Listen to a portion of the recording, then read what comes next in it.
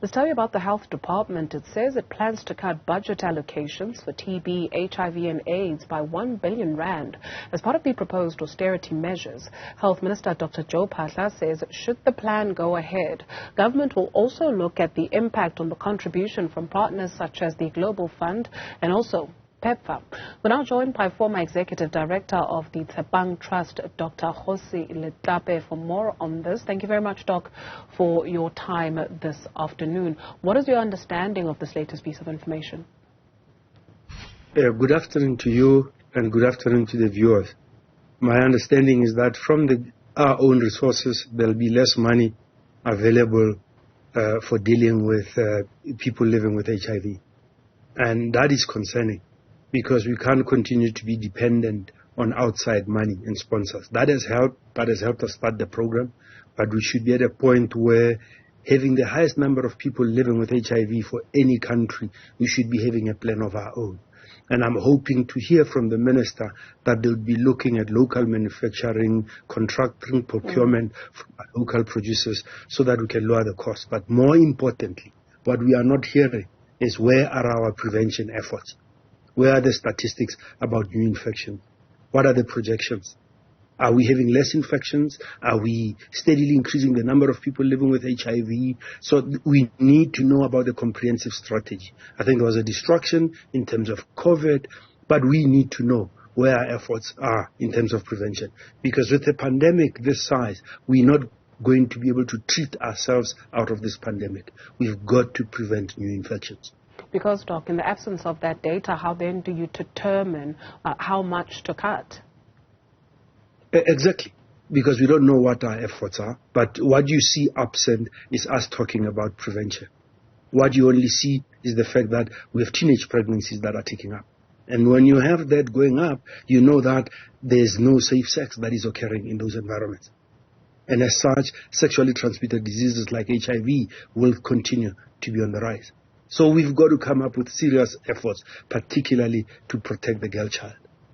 You mentioned that we can ill afford to depend on foreign donors or on aid, at least in the long term. Why? Because you've got to be self-sufficient. If you look at what happened with COVID, we couldn't rely on outside people. But we started contracting directly, speaking to the manufacturers. There are many other issues. Creating jobs in this environment. We have pharmaceutical companies that are able to manufacture locally. Why don't we do contracting with them so that they produce for contract? We cannot afford to still be importing most of the antiretrovirals that we use, having the highest number of people living with HIV. So if we're going to be treating people, we also need to be creating economic opportunities to be producing those drugs locally. Where are those efforts? Where are those plans? We understand there's a problem or an interruption in the supply chain of TB medication. Is this something you're aware of? Well, you know, we're aware of challenges at the end of supply of the medications. And that would also go to the issue of being able to produce locally, being able to support pharmaceutical companies to develop, create jobs, and be able to give us product right here where we live. But we have the same problems with TB. We're not doing much in terms of curbing the spread of TB. When you look at other environments, first world countries, they didn't treat or vaccinate themselves out of the TB problem. They improved the socioeconomic conditions of their members of society. What we're doing, we have informal settlements, crowding, lack of sewage, poor hygiene in our environments. Those are environments in which TB spreads when people live on top of each other. Poor ventilation. So we can't just be talking about ventilation, proper ventilation in our TB hospitals. We've got to change our habitats and ensure that we improve the lives of our people and we reduce TB in our society. It sounds like quite a layered problem that needs various government departments. But let's touch on the NHI, the National Health Insurance Bill. The last time we spoke, you're not quite happy with some of the provisions, more so when it came to medical doctors. What has happened between the last time we spoke, some 3-4 months ago, and now? Well, what has happened is that the department has had programs where they engage with the profession, they explain themselves, but there are still huge gaps in this problem. Our problem is not funding. Our problem is separateness. Our problem is not pooling the resources together so that we fund South Africans holistically. And when you look at the fact that there's a lot of money in medical aids, a lot of money in the private sector, where there's a lot of wastage, and it becomes difficult for members to keep subscribing to medical aids because they're becoming expensive, because of the inefficiencies. There's a health market inquiry that came up with recommendations. None of them have been implemented. So one of the things that concern me in particular is the fact that we're talking about pooling the resources that are in the public sector.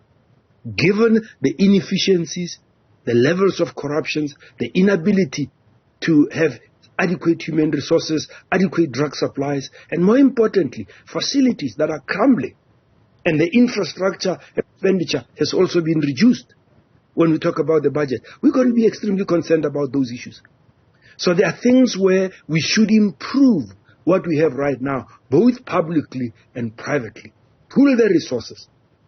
Talk about the strategies to ensure that we get more bang for our buck and that we cross-subsidize each other and we're moving towards a health system that serves all South Africans.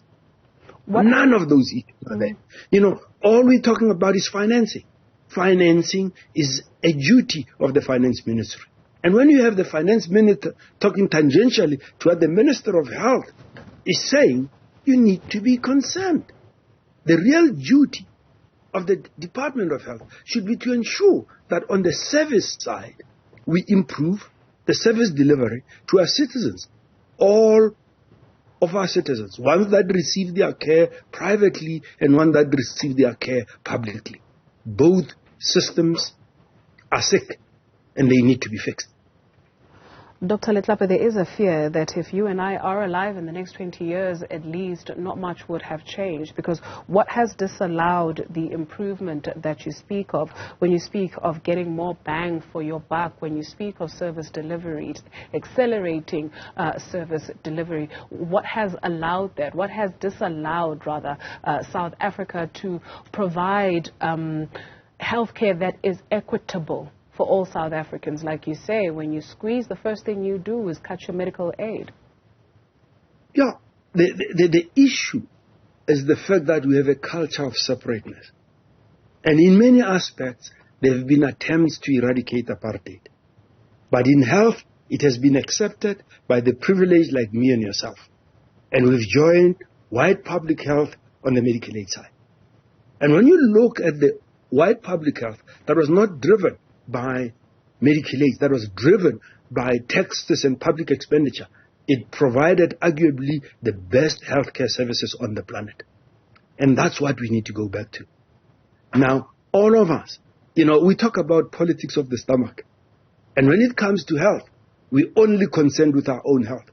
We're not concerned about the vulnerable South Africans that don't have enough resources on their own. We've created our own elitist system. We've created what we call a private sector, which is privatized, which is highly driven and dependent on an act of parliament. It's not volitional like taking children to private school. So the biggest Achilles heel in our health services is a separateness. And any attempt to reform has to front and center deal with it. Anything that creates the separate ports and says we'll deal with it down the line, we have reason to suspect that you're just creating a new pool of funds. You want matching socks for your skinny jeans. It'll just be centrally pooled money, which will be easy to loot. If our fate is not in there, if I was the minister, I would say we're creating a fund, and we as cabinet ministers and members of parliament are in that fund with everybody else. I wouldn't be perpetuating apartheid health of creating a fund for the less fortunate whilst we sit in an elitist system. That is fundamentally what is wrong. We've been told by many experts since 2001 health reform report from the World Bank, reports from the WHO, that in South Africa, the problem is not money. The problem is separateness, wastefulness, procurement, and a system that is not designed to be cost effective. We live in a health system where it's middlemen. In the private sector, it's administrators, it's middlemen. In the public sector, it's corruption and cadre enablement. Sounds like quite the And mess. all those things need to be dealt with decisively. We need a radical plan that deals with the problems that we see every day. Is there appetite in South Africa for a radical plan? Oh, yes. We as South Africans have to stand up. We can't look up to governments to deliver. I think part of the problem of why we have a country that is becoming unsafe to live in, that is not working, is the citizens are looking for miracles. The citizens have turned governments into demigods, not servants of the people. What we lack is active citizenry. Me and you, we need to be involved, we need to understand, and we need to create the health system that the country needs, that will take care of us and our relatives, our aunts, our uncles, on whose backs this country was built. Dr. Letlape, always a pleasure. Thank you very much for your contribution this afternoon. Dr. Kgosi Letlape.